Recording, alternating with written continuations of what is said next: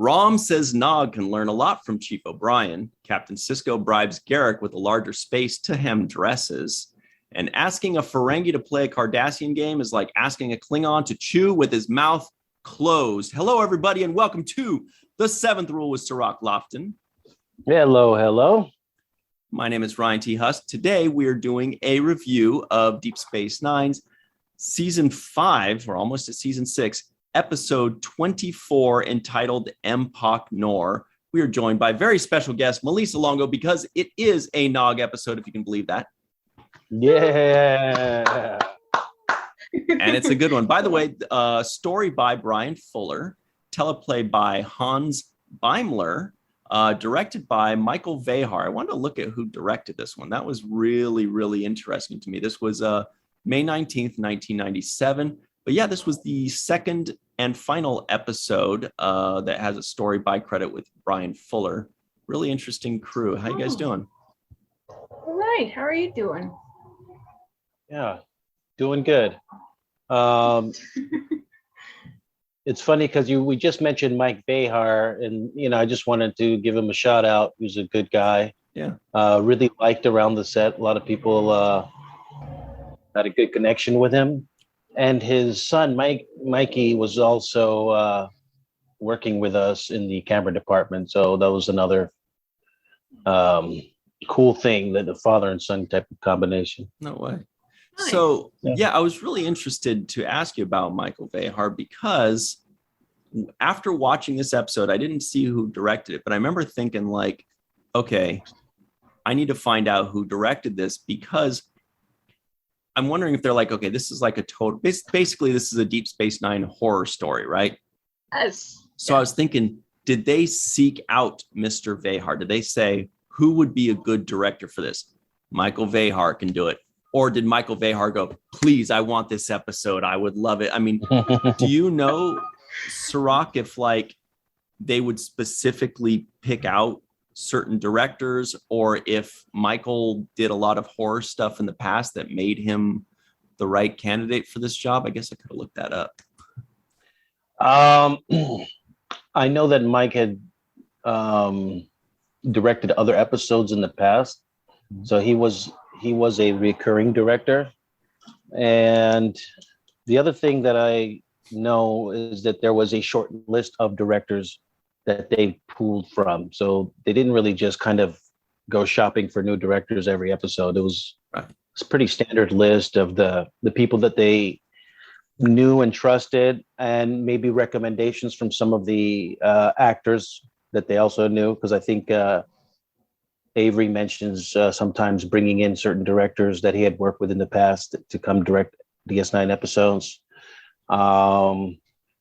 And actually, when I did this show called The Hoop Life right after Deep Space Nine, that was in Toronto, I requested for Avery to direct one of those episodes, and so he was put on the slate for the directing of the upcoming directors. So, it was pretty cool that I was able to get him on there, and we spent that time together in Toronto while working on another show. But that's a side note, but essentially lets you know how the directors are sometimes slated, right? It comes either by a high recommendation from somebody in the cast, or it is somebody that the writers and producers are already comfortable with. And I think Vehar has kind of established his comfort zone with the producers of this show. So, obviously his son working on this set with us every day added an extra element of familiarity because, he was part of the crew. Interesting. Yeah. So I was looking it up, and this was the second episode he directed for Deep Space Nine out of 7. So he's got 5 more on the way. But the one before this, his first one, was The Darkness and the Light, which we just reviewed, which also had a horror element. That's when Kira goes back to have her revenge, and then the guy with the messed up Cardassian with the messed up face captures her, and she's pregnant. And so another interesting note, that is Brian Fuller's other story by credit. So I don't know if that's a coincidence, or maybe that maybe Brian Fuller wrote 2 kind of horror-ish episodes, and then Mike Behar just happens to be more of a horror type guy for them, or if maybe Michael Behar and Brian Fuller knew each other in some way or something. But I don't know. But either way, that kind of paved the way for him to direct 5 more Deep Space Nine episodes, as well as 13 Voyager episodes, 11 Enterprise episodes, a ton of Babylon 5 before that. Anyway, lots of good stuff. Boy, this guy is really established. You're right, Cirroc, man. This guy, whew. MacGyver? Okay, this guy's a winner. He directed. Yeah, and you can see the kind of old school television camera work that in this episode, like you know, when the bad guys in the background and they're like walking, and there were certain shots there that I would say, oh, this looks like MacGyver or A-Team or just the list goes on of the kind of things that they're standardized television when you see the bad guy and the lighting and all of this stuff. So yeah, like I said, Behar was on the list of directors to use frequently. This is the beginning of his journey on the list. I do think there's something to the fact that Brian Fuller's working on both of these episodes, so there must be some connection there. He must have, be aware of his work and satisfied with his ability to pull off his work. So I think there's definitely some familiarity between them. And yes, I also think that it's good that we talked about this being a Star Trek horror, because this is the month of October. We're about to approach Halloween. Right. Perfect. Deep Space Nine did this for us 24 years ago. The foreshadowing, the foresight they had, boy, it's perfect timing. Yeah, it is perfect timing. What sweeties to hook us up with that. Now this was obviously a bottle episode, and Deep Space Nine is so good at giving us a bottle episode that is aimed at saving money before the season finale, but that it's not like an obvious bottle episode when you're watching it. You're not going like, oh, this is just, person A and person B talking inside a holodeck or whatever. It's like a big, exciting, cool, heart-pounding episode. And then you go, well, hang on a second. It was really 3 main characters, and it was the regular set, just, obviously, touched up and redone and relit and all that. Oh, really? I thought they built a whole new set for Empok North. No, I'm just kidding. They actually filmed it on location. Oh, even better. I thought they were trying to save money. But yeah, that's that's the what really did it was, the music, the lighting, the camera shots, the angles, obviously the acting. We only had 3 leads in this, and 2 of them were not series regulars. They were recurring characters. So I really liked that.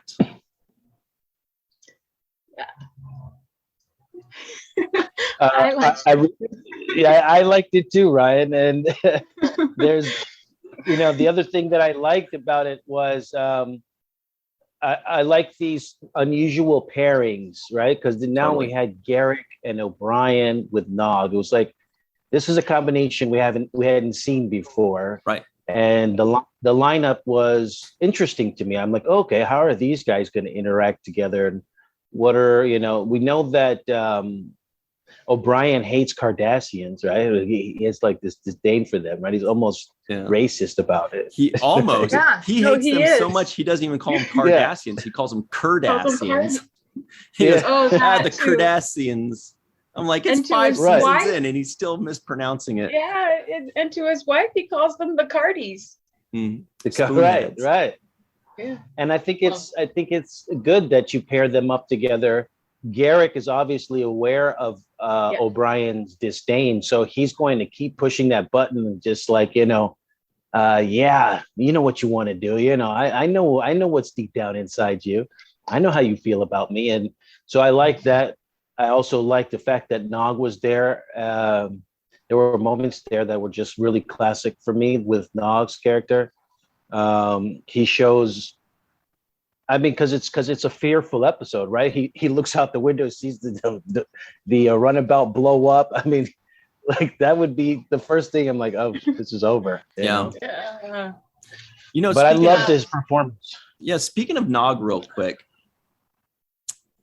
I feel like this was Nog's, as a character, this was Nog's biggest leap into the spotlight. I mean, he's had episodes with Jake and Nog where they were like possibly the A plot, or a very strong B plot. But this was his biggest role now that he's in Starfleet. Like when he was on the Defiant, listening in, doing all this stuff, cool. But this was the first time this episode was carried by three main characters, right? The three of them, and he was one of them. And I don't think that's ever happened where Nog was one of the three main characters of the entire episode. There really was no B plot. It was just Garrick has a few times, obviously O'Brien has countless times, but this was Nog's biggest leap forward as a character, as somebody that they're going to be using a lot more in the Starfleet stories, it seems. Yeah, I agree. It is his first leap into the, and I think it also is a great episode to demonstrate how far he's come and how far he still needs to go, because there's so much innocence in everything that he does until it gets real, like the scary bits get real, and then when Garrick goes psycho. But but yeah, it is his first real time as a main person driving the story along, which is really cool. And he knocked it out of the park, I think. Yeah. Yeah, I'm going to slightly disagree a little bit and just say that I think his growth really started with when he stood up to his dad and his uncle and said, I'm going to do this. I think to me, that was the beginning of me really saying, okay, this guy is got my attention. He's like about to break all cultural norms and do something different. What I would say, though, in agreement to what you're saying, is for me, this is the biggest growth of him as a Starfleet person now. Like after having committed himself to Starfleet, this is like me seeing him in the kind of action where it's like, oh, okay, I get to see what he's made of, and the fear, the courage. I think he expressed all of that in very a real way that felt authentic to me, because there were moments when I felt his fear. There were moments when I felt his courage. I thought there was a moment, like, for example, when they first arrive at Empok Nor, and the chief says, hey, we're going to have to go in there and go crawl into the airlock or whatever. And Nog says, I volunteer. And the way he said it was like, it was courageous to me. It was like, he doesn't know what he's about to face. He doesn't know what he's up against, but he was willing to say, I'll go, I'll put my life on the line to get this job done. So, and then when the stuff starts hitting the fan, I felt like it was authentic, because it wasn't like, oh, I can kick everybody's butt and I'm the best. There was fear there. Like, it's just like I was having fear, like, what's around the corner? What are they up against? Why is it so dark? Somebody turn the lights on around here. Well, yeah, no, I agree with that too. And I think that his enthusiasm, as Garrick puts it, shows his innocence still as well. He hasn't faced real danger yet in the way that he's about to face. And you can see that when he's practicing his stance with the phaser rifle. Yes, that was so fun. It reminds me of a little kitten, practicing their pounce. It was playful, but he was wiggling his butt. before like a cat before the pounce. Yes, and there's an innocence to it, and he doesn't know that danger is literally around the corner, which is it's a great great character moment, I think, because he does it so well. It's so genuine, just like you said. It's authentic, and it's wonderful to watch. Yeah. Yeah, that was a great time watching him kind of jump around. Ha, gotcha. Ha. Yeah. kind of practicing, kind of panicked, but it was a lot of fun. That was really cool. I do wonder, like in the writer's room when they're throwing these ideas around, like if they have these moments where they're like, what about Nog? What about Nog in this? Because you think, okay, there's an O'Brien thing, and then Garrick is there. Who should be? And they kind of like, what about Nog? What do you think? Yeah, I think that, like, I feel like there was like kind of a moment where they're just kind of thinking who's a good third person. And, they might have thrown Rom's name out there because he's also kind of going in engineering and stuff, but they thought Nog's kind of a better way to go. And it's, and I do wonder if it was just like a quick thought or a discussion or whatever, but there was that moment, and we love it. We think it's perfect. It's such an iconic episode to me because I just love the idea of like this sister station. There's this other station out there somewhere that's just like Deep Space Nine that we never heard about, but it's there. It's just some old junker, and it's the perfect reason to go do it because they need to pick up some parts. I really liked the idea. And I liked the execution because, Deep Space Nine there was also that horror episode in like the second or third season with Bashir.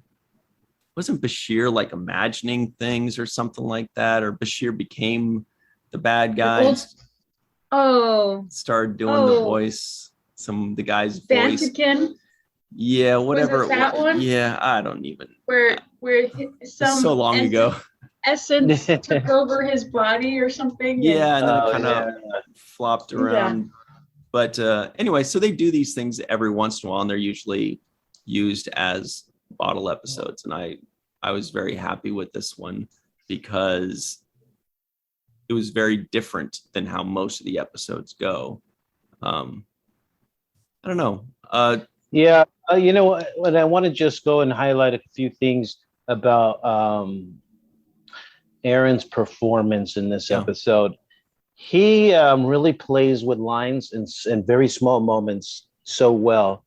And I want to talk about those little small moments. The first one that popped out to me was when he's in Quark's bar in the beginning of this episode, and there's that banging going on and there's clamoring. And they walk in and they're like, "Oh God, let's go eat across the street." Worf is like, "I'm out of here. I can't eat it. It's quieter over there." And then Nog comes out from the background. Now, clearly, he's part of the construction crew, so he's doing some work.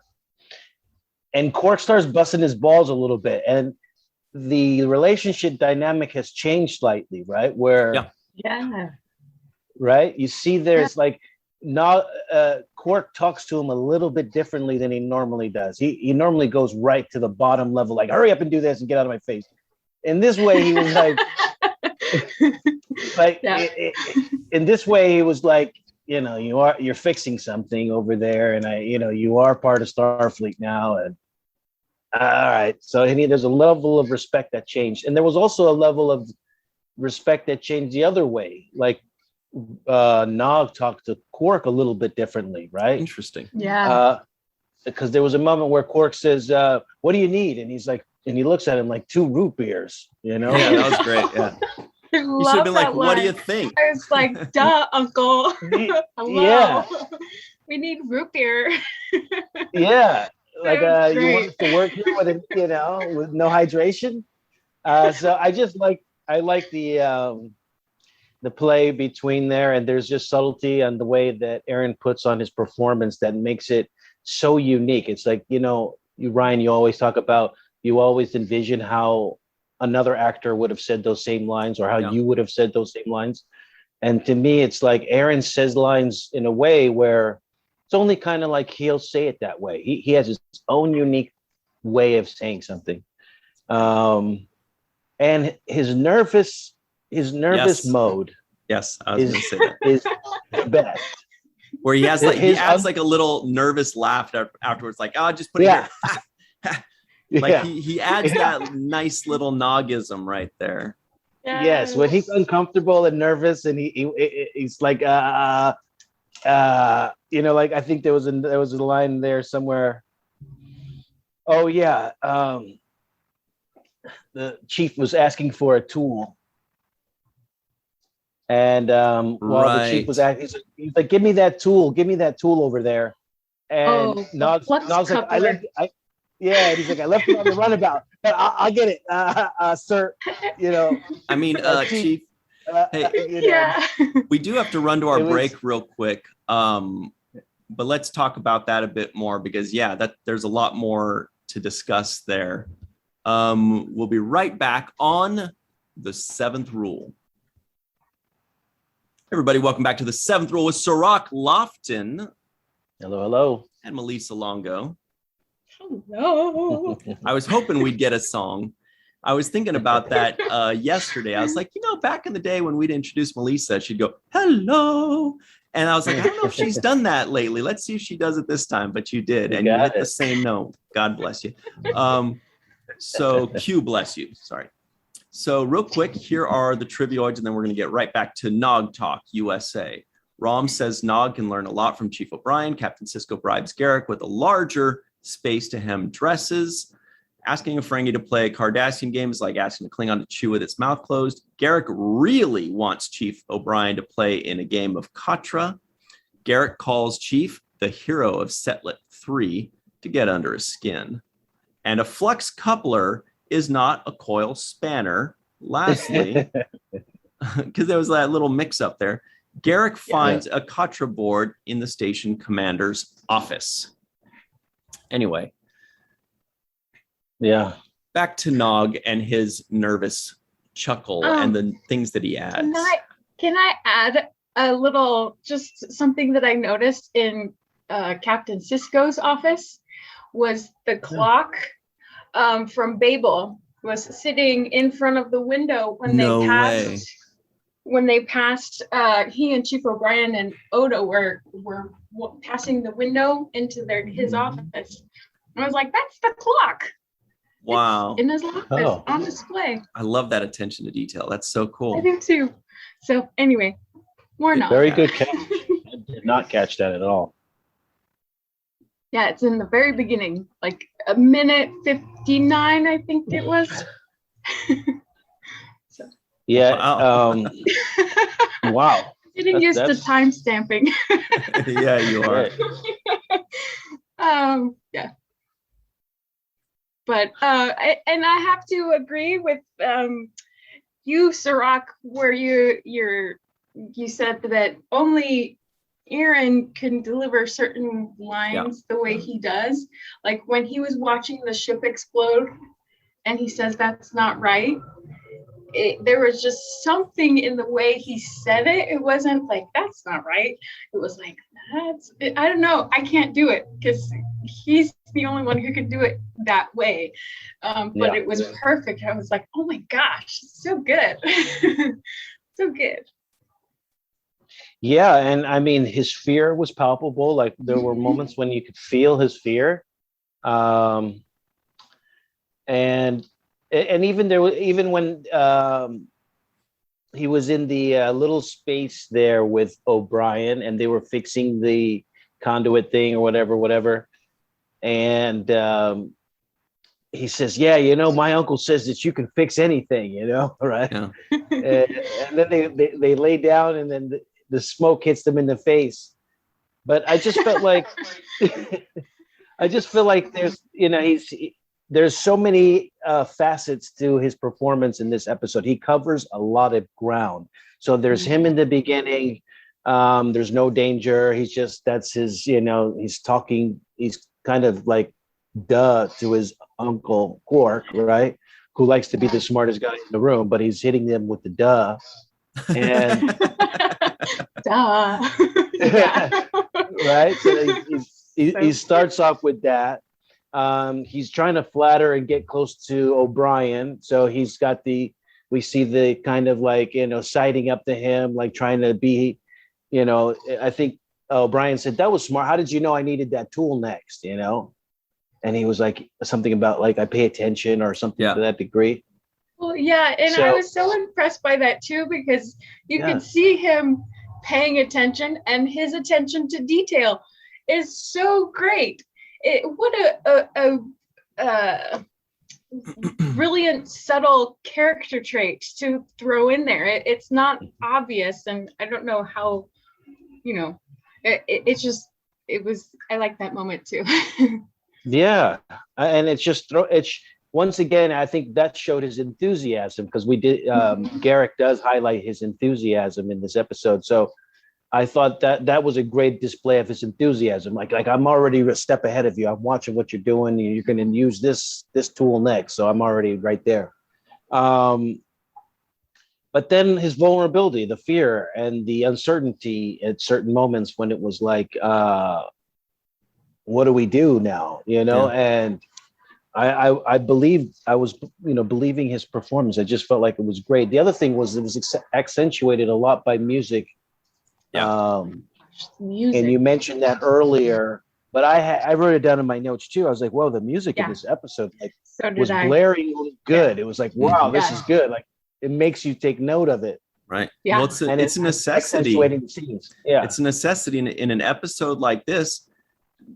A lot of times we don't realize it, but it can make or break an episode. If the music does not match or preferably elevate the scene, then it stands out as cheesy or hokey, or a scary episode that's not scary, or a tense scene that's not tense, And I think that they did match it and elevate it as it's supposed to. And, we should definitely take note of that, because this is a show that's not known for horror. This is a franchise that's not known for horror. So it could very easily not play well. It could very easily show that this is not their niche, you know what I mean? But they did it just fine. They did it very well, and they should be commended for that, for doing something that's kind of out of their wheelhouse, but still knocking it out of the park. It's important. Yeah. The music, I was like, oh my gosh, it sets the tone so well. And I wrote down the music by, which I never do. Oh, cool. Good job. But I was like, gosh, I gotta see who did this, because it was paired so well in this episode that I was like, yes. Nice. Wow, who did? So please let us know. And I'm just going to leave you guys in suspense. I'm going to make you beg. I'm ready to write it down. Jay Chataway. Oh, we've seen that name. Chataway. Yeah. Jay Chataway. So good. And I liked that it was suspenseful and nuanced, but it still had the Star Trek theme under the surface. So it was I loved the music in this too. Great. Yeah, I have to say this was like it was kind of an Alfred Hitchcock meets Star Trek episode. With the horror and suspense in there. I like the way that they isolated the crew based on looking for a part, because there was moments there I was like, how come there's not a doctor? When somebody gets hurt and you're like, how come there's no doctor on board? Right. And I'm like, well, because technically they were just going to haul away some junk. So, Bashir wouldn't be there. To your point earlier about Nog's presence in this episode, what made it work well was the fact that, when Garrick loses his mind and decides to kind of take Nog as a hostage, it gives O'Brien somebody to be worried about whether they live or die, right? Totally. Because if it was one of the other guys, he'd be like, I don't even know that guy. This is the first episode we worked together. Whatever. Whatever. He got transferred 2 weeks ago. What do I care? Right. Right. And it did make sense that they brought Nog along, because I kind of looked at the other four as well as Nog as the lower decks, so to speak. Yeah. So it would make sense that Nog would come along, because he is part of that lower decks crew. And I thought it was interesting that Nog was the only one of them in red and the only one to survive. It was the opposite of the red shirt. Yeah, opposite day. Even though in my notes I did put 4 red shirts come along, because they're red shirts in spirit. You know, they're red shirts in spirit, even though they're wearing gold. Wearing gold, except for Nog, who's the only one who survives. Remember, the whole red shirt thing happened during the original series when the colors were switched. When the people that wore red were engineering and security and operations, and now that's gold. So actually, they were all technically red shirts, just with the switch color. But speaking of writing decisions, you know, the decision to have a doctor or not have a doctor, I noticed a writing decision that had to have been deliberate. You notice they mentioned at least twice that the people that came along on the mission were volunteering. They mentioned that 2 or 3 times, that they were volunteering. They kept saying that. And I think the reason for that is because they all died. And as a writer, they're probably thinking, we don't want to make our captain or whoever's making the decision look bad to send them off on just a junk salvaging mission where half the people or more than half the people die. Now, if they volunteer for it, then that absolves some of that kind of responsibility. And so I think that was probably a discussion that was had in the writer's room, where they're saying, look, we can't have him send them to their death for something so minor, or just something in hindsight where we kind of go, ooh, boy, that's kind of a black mark on the record there. This way, if they volunteer, and they made sure to mention it 2 or 3 times. So I think that was a really smart decision, because that absolves any sort of, you know, looking back in hindsight and going, was that a good decision? Was that a good decision? Now, we know that in subsequent episodes, they actually embrace more of that dark side. They embrace more of Sisko, you know, killing people or sending people to their death. But that is a deliberate thing, rather than, you know, these kind of things where it's like not too hefty of an episode in the grand scheme of things. So I thought that was just an interesting angle.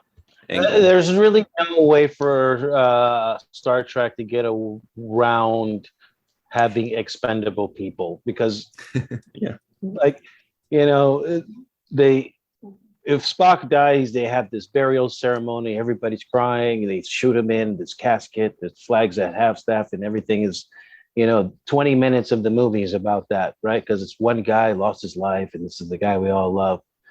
But the Bolian guy in the background. Hey, whoa, easy. We like Bolians around. Yeah, you're right. I mean, it's like, it was like as soon as they were introduced, you knew that one or more of them were going to die. It was like, that was almost a given. And to Melissa's point about Lower Decks, I also had that same theory. I was like, well, this is like Lower Decks episode 1. Yeah, and the final episode right there, because they all died. First and last episode of Lower Decks right there for Deep Space Nine. Yeah, but Cirroc, I wanted to ask you about that a little bit, where, I don't know, it doesn't seem like you were too terribly surprised when one or all of the non-essential characters died.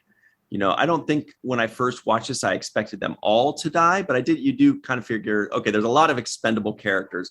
They never introduce, you know, these expendable characters unless they're going to die. There's going to be some kind of, you know, terrible plot twist there. But I did want to ask you, because I picture this a lot of times when I'm watching these episodes, how you reacted when Garrick turned around and killed whoever it was, Pachetti, I think, because that was the big surprise. Who was it? It was Amaro. Amaro, right. That was the big twist. That's the thing we're not expecting, is for Garrick to turn around and be like, oh, by the way, you're dead too, punk. Yeah, that was a big twist for me. But but there was a small tell just before that kind of lessened the impact for me. Mhm. And the tell was when the hibernating Cardassian was about to make a kill. He did some kind of thing with his nostrils as if he was smelling something. Oh, right. And so I was like, oh, so there's like, I was like, what if there's some gas or something in the air that's he's smelling, or his senses are heightened in a way that he's smelling something. I was like, there's something here, like the fact that he's like smelling this guy about to kill him. So that's not the face I make when I smell gas. But so that was one little thing that gave it away for me. But it was a very good twist, because then I was like, oh, this is not what I was expecting. So yeah, it was a very good twist. I also like the idea that they had that kind of a chess game in this episode, and he was trying to get him to play the chess game, and then they actually end up playing a real life chess game. Yes. Right. So I'm like, oh, I love that. I love that kind of, small little foreshadowing with these connections. The way they did that. There was another piece of foreshadowing too. Yeah. Oh, sorry. Go ahead. No. Go ahead. There was another piece of foreshadowing that I wanted to bring up along those lines, and it was towards the beginning, when Garrick says, "I think they're just going on to the runabout." Mm-hmm. Which, by the way, I'm always surprised. I'm like, how big are these runabouts? I'm always surprised that like they have quarters and decks and all these things. Like, I'm used to shuttlecraft, but I guess a runabout is basically a runabout is in between a shuttlecraft and a Defiant. It can house people and people can nap on it and stuff. But Garrick says, lately, everyone is starting to trust me. It's quite unnerving. Next thing you know, people are going to start inviting me over for dinner. And O'Brien says, well, if it makes you feel any better, I will never have you over. And Garrick goes, I appreciate that. Now, that's funny. That's cute. But there was foreshadowing there. It's basically, Garrick saying, it's weird that everybody has been starting to trust me lately. So in other words, saying, all right, guys, let's not, go hug and kiss Garrick just yet. Yes. I wrote that down in my notes too. I thought it was a well said too. That's Andrew Robinson is another person who has a very unique way of saying things. Totally. Whereas it's almost impossible to duplicate. He has that, it's slightly charming. It's slightly dismissive. It has this air of so many different things when he says things. So I just love the way he portrays Garrick. But yes, that was another moment in which, the writers are telling us, this is the direction we're about to go with, right? Yes. And you brace yourself for it. But even after that, even with that, I still was kind of taken back by the fact that Garrick turned and then started killing people, right? And I also think it's kind of strange because at the end he was like, yeah, tell what's his name, his wife, that, my bad. What's his name? Tell what's his name, my bad. Yeah, tell what's his name's wife, my bad. It's like, oh, really? I mean, it's, I get it. He was infected with the psychotropic drug that only infects Cardassians, and you don't know how that's gonna go. Change his physiology and neuro pathway or whatever. But and I get it, and there would be guilt there, and I think that it's a nice contrast to show that Garrick isn't innately a psychopathic killer, that he does have, other emotions beyond, I just hate everyone, and I'm a big curmudgeon. But I want to just edit a tiny little clip of Malissa saying, I hate everyone and I'm a giant curmudgeon. And that's it, no context. Just post that. People will be like, what has gotten into you, Malissa? I'm a giant curmudgeon. There was another line that I liked Garrick, when one of the lower deckers was saying, he was talking about the 3rd Battalion, 1st Division, or whatever that group of Cardassian soldiers were in. And he was like, their motto is 3 words, death to all, And Garrick comes in, 3 words, but it says, the way he's like, he's admiring he's admiring it, right? And it's just like, he's like the guy to narrate something. He's the guy that you're like, I want to listen to him talk because he's so good at just making things sound appetizing. Here I am like looking at death to all and hearing it like, yeah, it does have a simplicity to it or something. Those 3 little words that everybody wants to hear. Also, speaking of the end there was something at the end that was also very funny and clever. Like even in an episode like this, there's humor. When Garrick says, if I was any closer, that phaser would have killed me. And Chief O'Brien says, well, don't take this the wrong way, but that was the plan. And then Garrick just says, I understand. Chief says, see you around. And that's it. No handshake, no sorry, buddy, no whatever. He's like, I understand. You were trying to kill me. And Chief's like, Chief, there's no my bad from Chief. He's just like, yeah, I was. See ya. Survival, Bye. And the other one, there was like a moment too where Chief had a corny line, but I liked it. When he, Garrick says, "Let me see your gun," and he says, "Do you have another one?" And he pulls up the other one, and he says, how clever, and da da da da. And then they go through that whole fight scene, and then Chief detonates the thing that he had, the weapon that he brought. And he says something like, I'm an engineer. And it was, I know. I'm not a soldier. I'm an engineer. Yeah, that is that's such like an 80s or 90s line, but that's what this is. This was 90s, but It was a little cheesy, 90s. but I kind of liked it a little bit because it's like, I beat you with science. She blinded me with science. Exactly. So I kind of like that little, and that was the check. That was the chess of them, right? That was the check. The back and forth the contra. that they were playing, right? Yeah. Like I made you disarm yourself. I got one up on you, and he's like, well, I got one up on you, and then back and forth. So that checkers kind of matchup was pretty fun to watch. Yeah. And not to go back to Nog, but do it.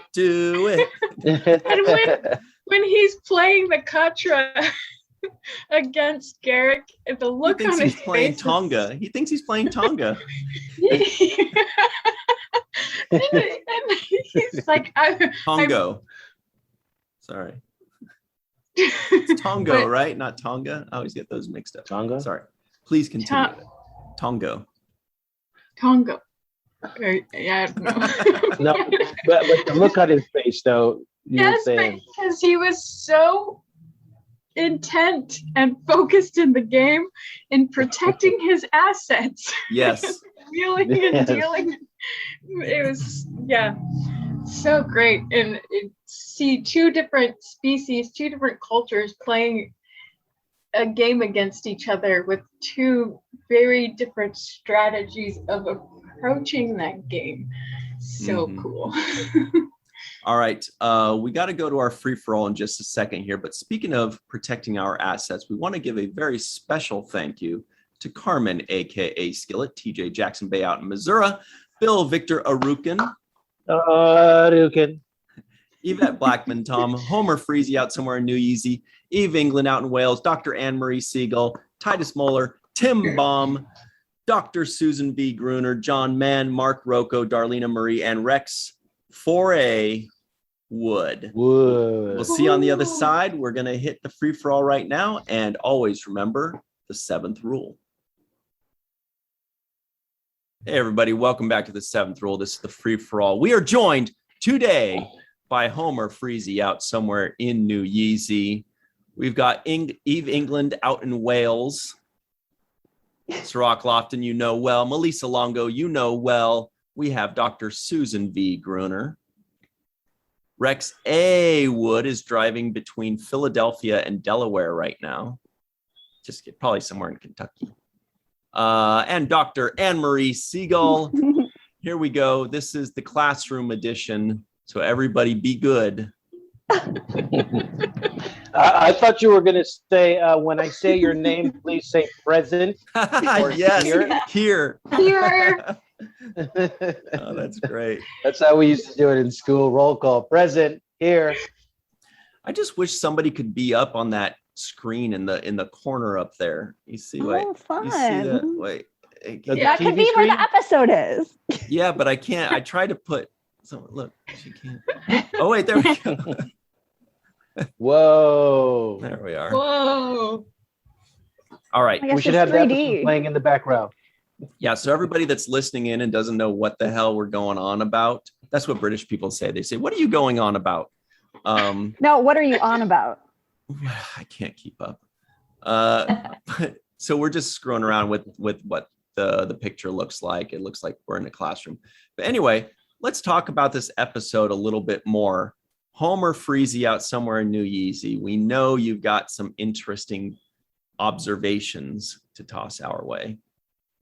Yeah, this was a lot of fun. And in parts, it was very, very scary.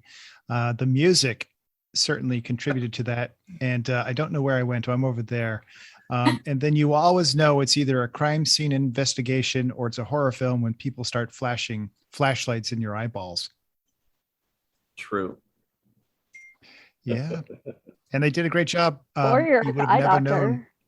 Oh, right. Which can be scary, but not as or you're scary being pulled as this over. Episode. Okay. Perhaps you'll tell us about that later.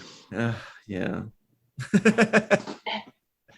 Yeah, I'm glad you highlighted the music, Homer. It definitely was a good accent on this episode. It drove emotions. Yeah. And I looked to see the director, and I'm blanking on his name, but at first I thought it might be Kim Friedman, but it was Michael not. Behar. I did think that too. He also directed the first Brian Fuller episode that we had. This is the second. Right. Light in He's the dark. prolific. Oh. Here we are. Oh my gosh! After school. We're back. Detention. Yes. So School's out forever. Eve England, you always have some goodies from the Deep Space Nine companion. Do you have any today for us? Oh, and by the way,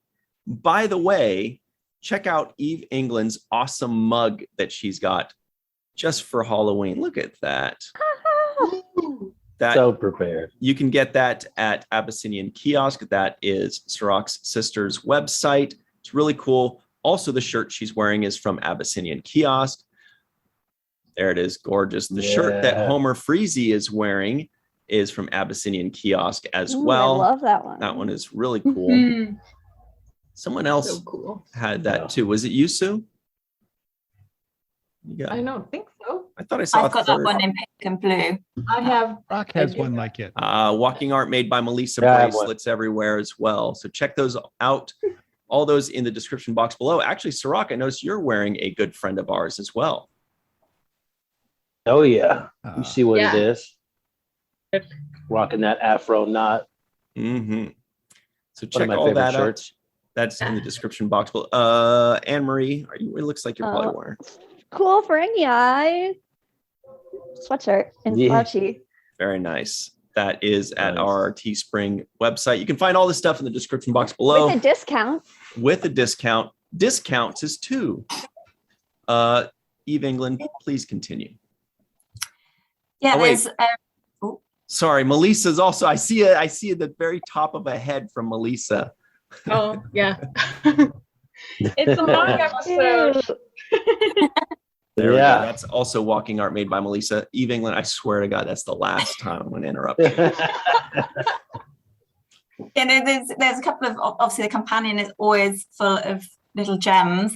So it's interesting that, this is what counted as one of those scary episodes. They deliberately wanted to transform the station into a haunted house. That was a deliberate thing that they did, obviously, to set the scene.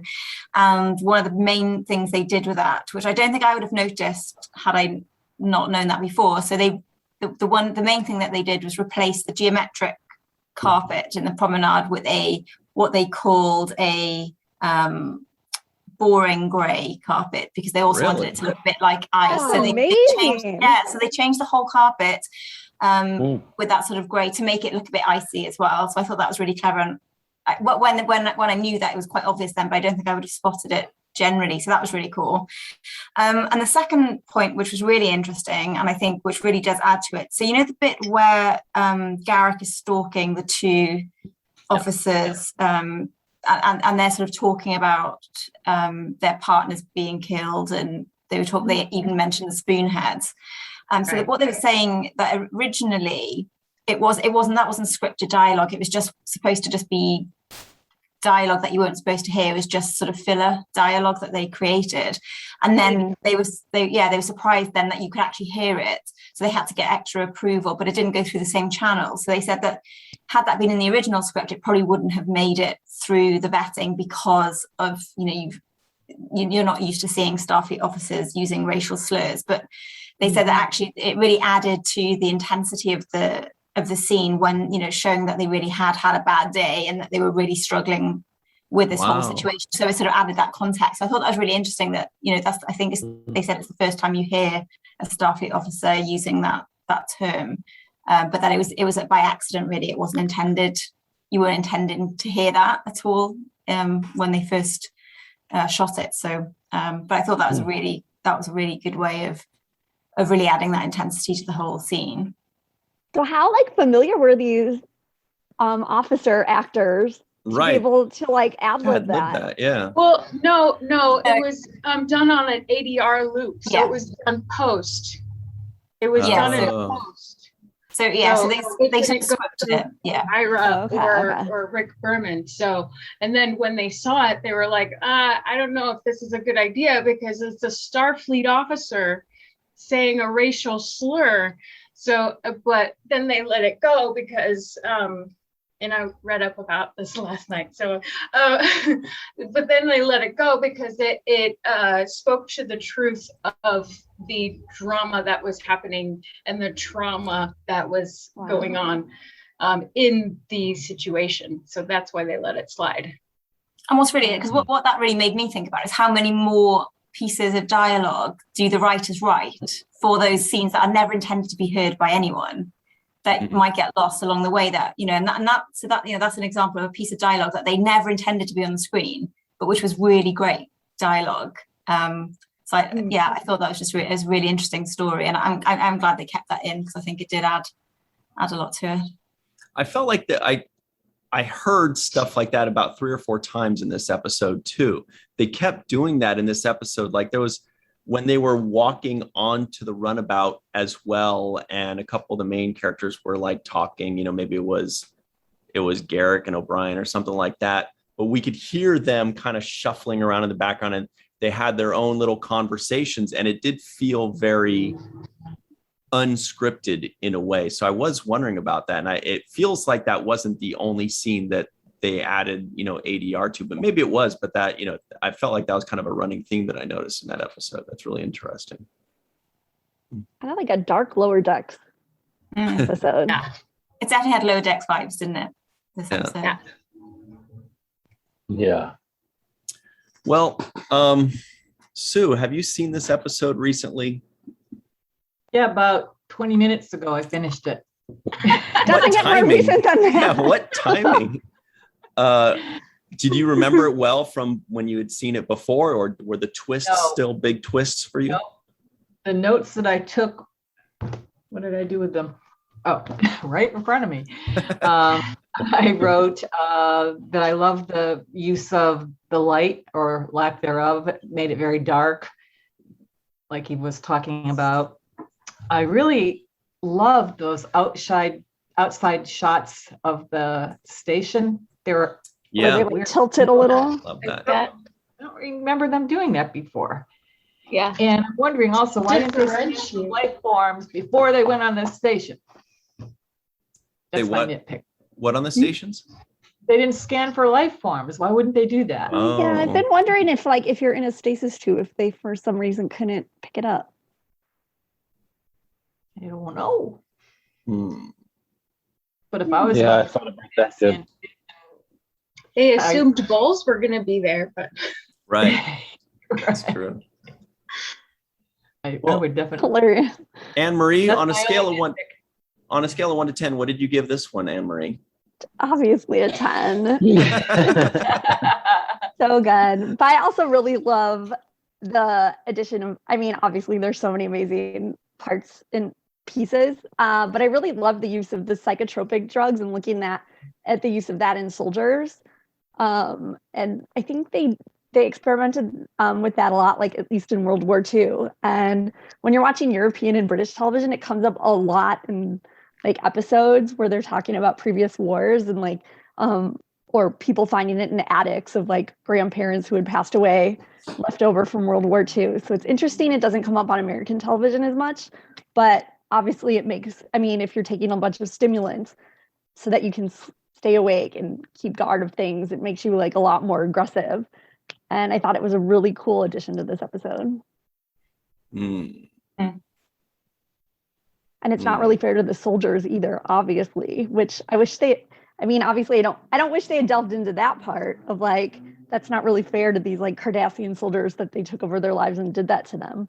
I don't know if they volunteered for it, but it kind of adds to the Cardassian culture that that's acceptable.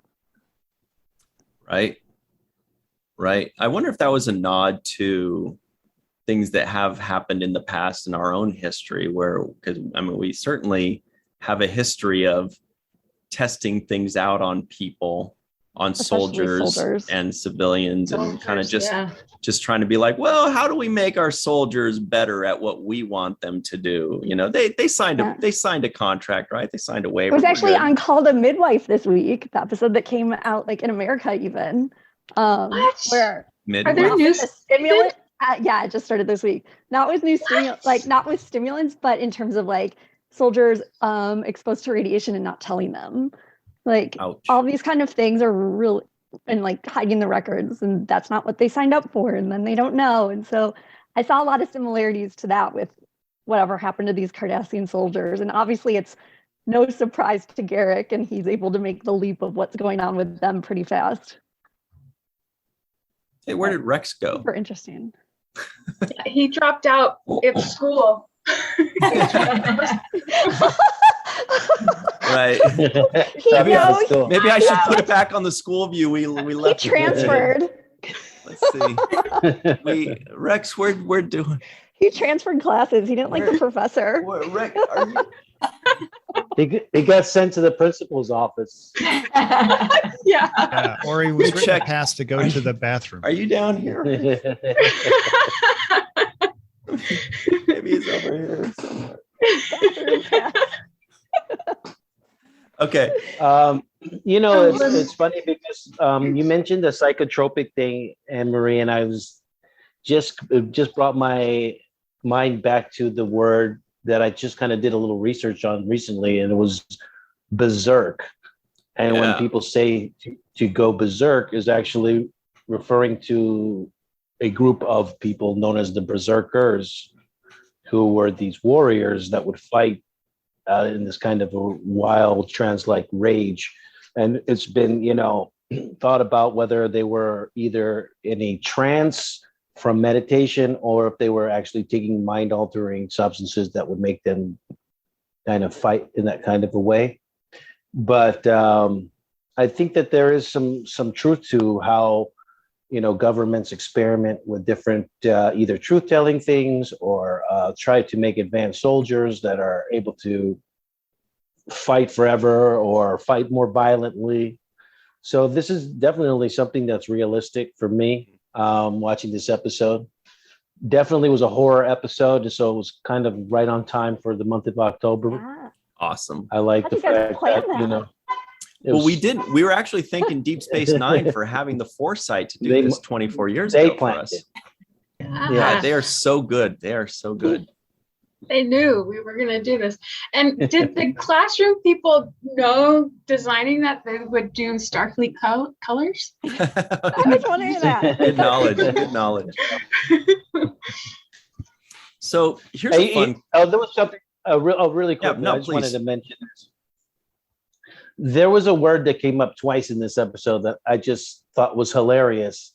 The first time it came up, Odo said it. The second time, the Bolian said it. And the word is booby trap. Mm-hmm. Okay. Odo said something like, yeah, the place is booby trapped. And I laughed out loud. I thought Star it was Trek hilarious. loves that term. There are even episodes called it. Yeah. And then the Bolian says something. I was like, Bolian booby traps. I actually wrote that down, but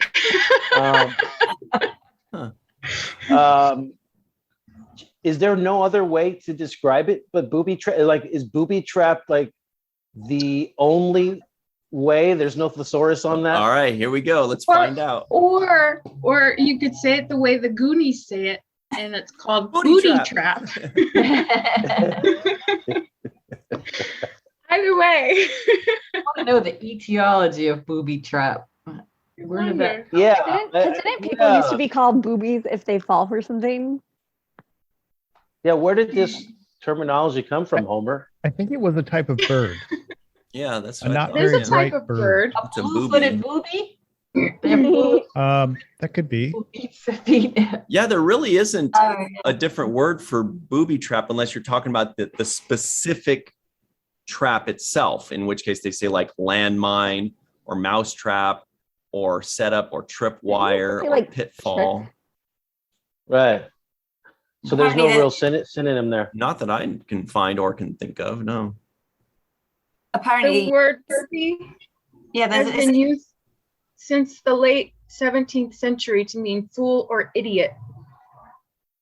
Actually, now that Sue, that you had mentioned the blue-footed booby, I kind of remember from like a science class that maybe like a lot of birds have tricks for each other. I kind of remember there was maybe like a trick with booby, like nests to trick other birds about eggs and nests or something.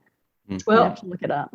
from the origin and meaning grammar monster site, it says in the late 17th century, hungry sailors would set a trap for seabirds known as boobies. The term booby trap was literally a trap for a booby. However, it has evolved to mean a harmful device designed to be triggered by its unsuspecting victim. Interesting.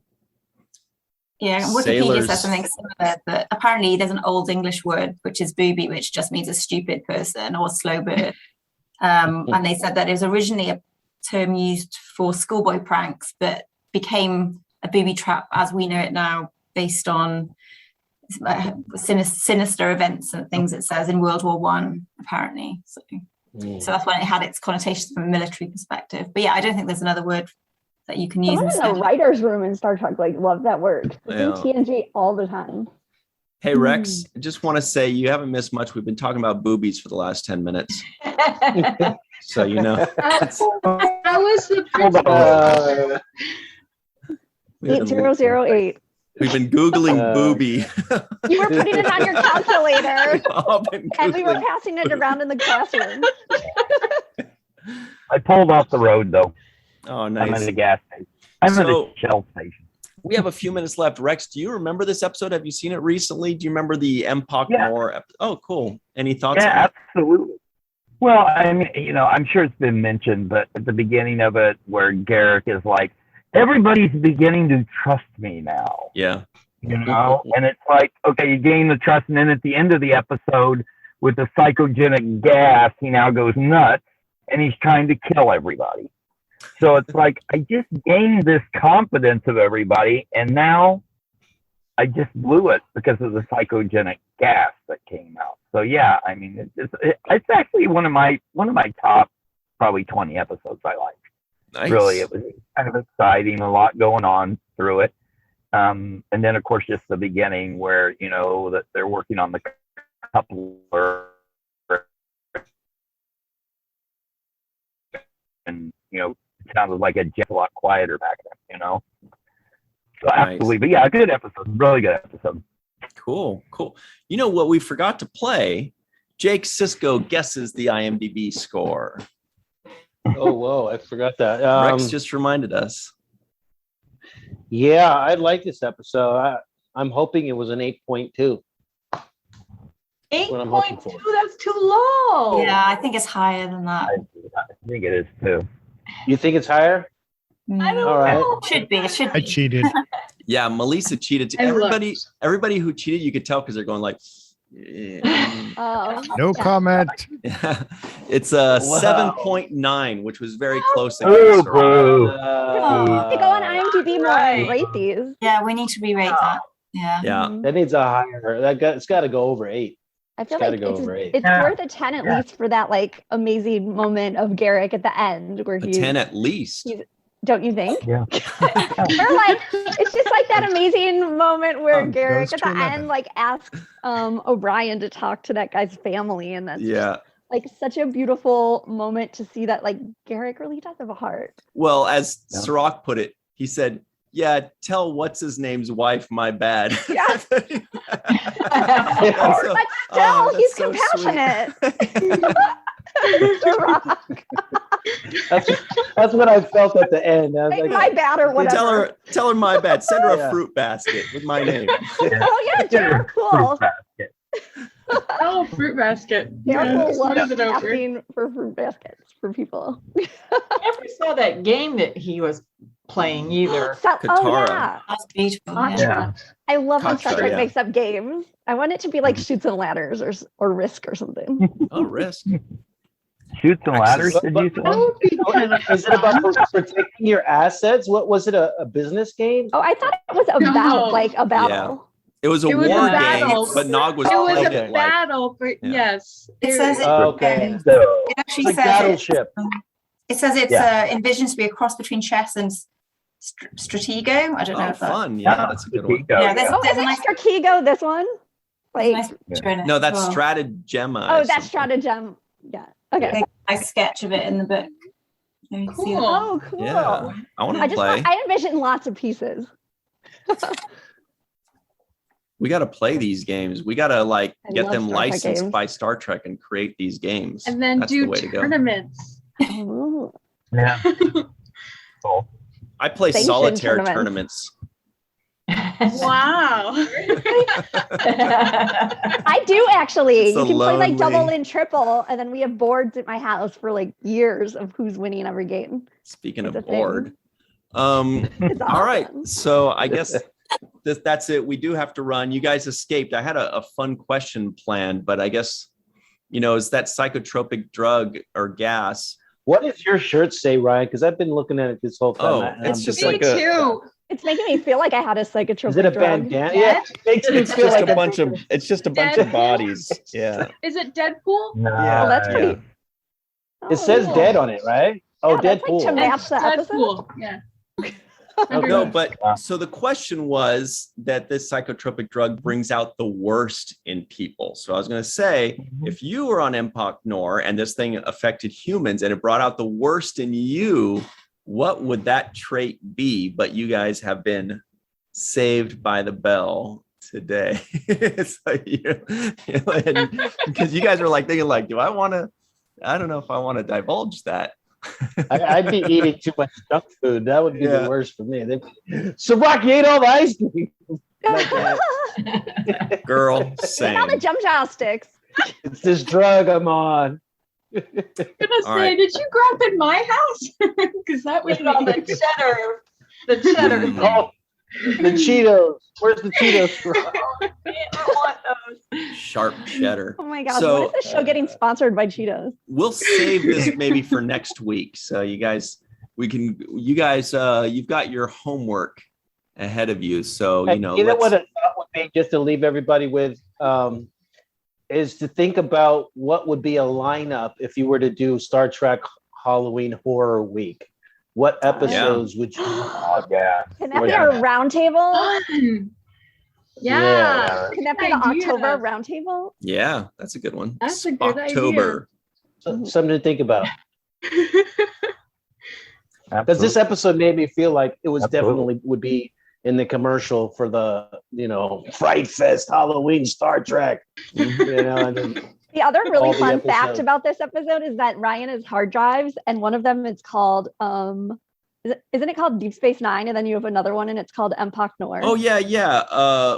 Way back in the Because day, you put dorky real stickers quick, on your hard the drive. first thing the first thing way back in the day when we had those thumb drives, remember everybody used to have thumb drives?